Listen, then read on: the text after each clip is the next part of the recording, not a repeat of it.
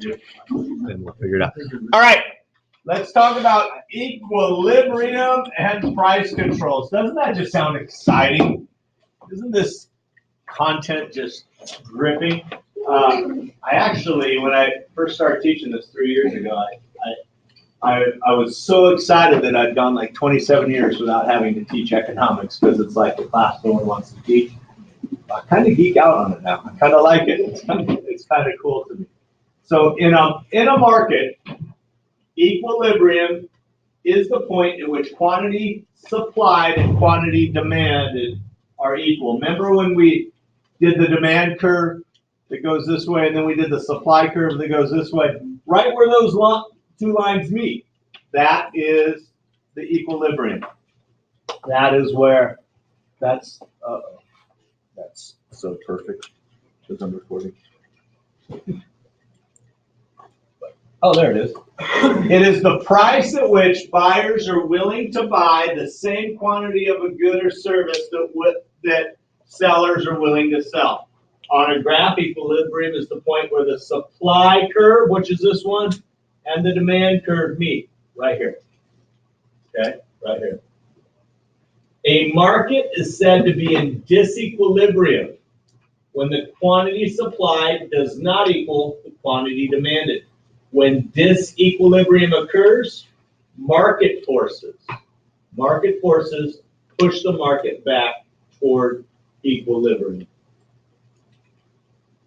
When quantity demanded is more than quantity supplied, there is an excess demand or a shortage. Shortages occur when prices somehow fall lower than the equilibrium price, which encourages buyers and discourages sellers. How many of you guys going to ACL? Just one, two. Yeah, two of you. Yeah, me too. ACL tickets sell out pretty fast for weekend one, right? They sell out, and then they go on to StubHub or Lakeway Swap, and I think the early birds are $225, right? So I think they sell for around $275, right, on Lakeway Swap. Or if there's a huge single concert ticket, people buy them and then sell them right away, right, at a much higher value. That tells me that the concerts aren't charging enough money for those tickets, right?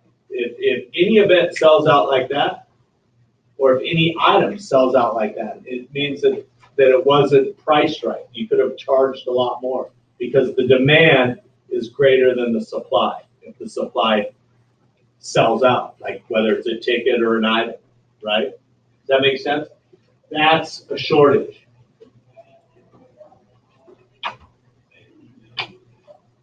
This is so awesome.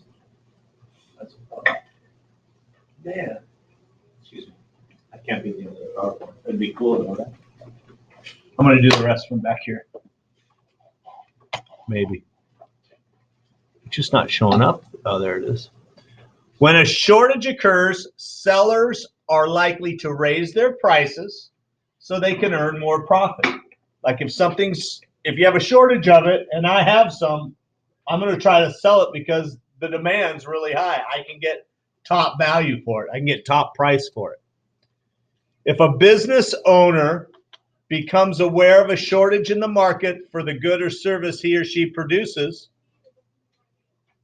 he or she is likely to do what? What should you do if you're a supplier of something there's a shortage of? Talk amongst yourselves. Talk amongst yourselves. Take a minute or two. Talk amongst yourselves. If there's a shortage in something you're supplying, what would you do? Increase the price. Raise the price, I hear. That's one. What's the other thing you're going to do if you can? Who said that? Nice, Garrett. The two things you want to do is increase your supply and raise your prices. You want to put more of it out there because people are buying it. Increase that supply and raise your prices. Excellent. Well done. In time, the price increase will lower demand and the market will again reach an equilibrium point where supply and demand are the same. Your equilibrium will move, okay? back to where it should be. When quantity supplied is more than quantity demanded, there's an excess supply or a surplus. Prices will fall because sellers need to sell their supply. Sometimes governments attempt to control prices in a market. Governments may set a price ceiling. That's the maximum price that can be charged for a good or a service. We do have some price ceilings.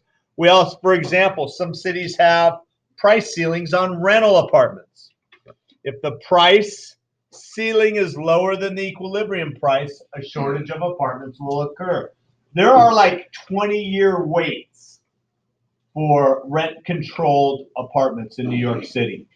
Back years ago, New York City designated certain apartments as rent-controlled, that you can't raise the rates over a certain amount, and they're like a quarter of the price of the market value. And people, there have been stories of people killing other people so that they move out of that apartment and they can move in. There's a huge shortage of rent-controlled apartments because the price of those apartments are below what the market would pay, what the going rate is. Property owners will offer fewer apartments than people want. There's 69% of the people that live in New York live in apartments. They don't own. Governments may also set a price floor. That's the lowest price that can be paid. An example of this is minimum wage. Minimum wage is the lowest rate that you're allowed to be paid by law. Like, a company cannot pay you less than minimum wage. Free market people say there shouldn't be any minimum wage, that the market should decide, should dictate what the wage is. If I can hire somebody to do a job for $6 an hour, someone's willing to do it for $6 an hour, I should only have to pay $6 an hour. My father-in-law, I've told you, he owned a stone company, and he had a quarry in Gerald, Texas, which is about 30 miles away. And he was trying to hire people for like, I think it was $15 an hour to work at the quarry. No, he couldn't get any employees. He couldn't get any employees. Nobody wanted the jobs. It's hard work, but the economy in that area or in Austin, it's like hard to fill even a $15 an hour job. He actually had to end up going through the government and getting work visas for people from Mexico to come up here and work. And it turned out to be more expensive for him than it would have been hiring, just raising what the market demanded for that job. If you can't find employees at your wage that you're offering, you need to raise your wage, right? So that's minimum wage is a market ceiling. It's a price control. When the minimum wage is higher than the equilibrium rate, a surplus of labor may occur. Seattle went to $15 an hour for everybody.